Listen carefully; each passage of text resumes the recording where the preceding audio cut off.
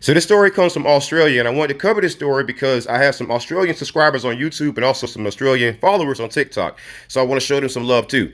This story has been gripping Australia right now because of the trial of Zachary Wolf and the good faith defense that he tried to use that was actually blocked back in November of last year.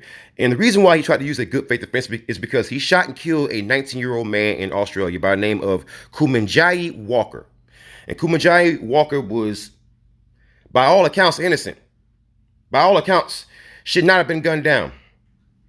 But this officer saw it fit to kill this 19-year-old man and deprive him of any future endeavors, deprive him of any future period.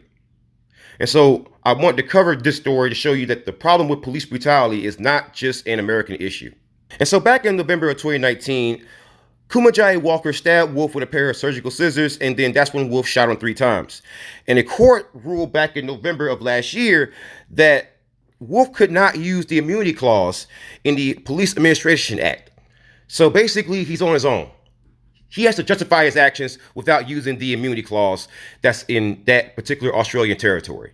And I think that that is great. I think removing qualified immunity or any kind of immunity act is wonderful when looking at an officer's actions, so that they can justify an action done to another citizen the same way that you or I would have to.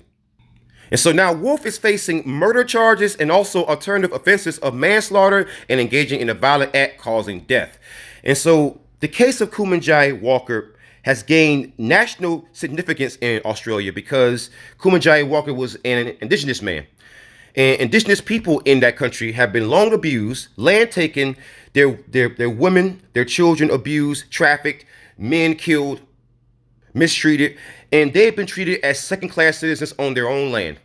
And I'm glad that, for once, the case of an abused, mistreated, and murdered young man has motivated people in Australia to take action. This is your moment. The same way that we had George Floyd be our moment, the same way that you have so many other pivotal moments that can change the history of your country for the better, to give your citizens more rights, to give government more accountability. This is your moment. A young man lost his life. It was Kumanjayi Walker in 2019, but it could be your son or daughter tomorrow.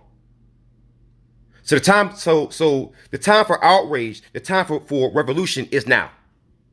Don't wait. Do not waste this moment. Do not let this young man's death be in vain.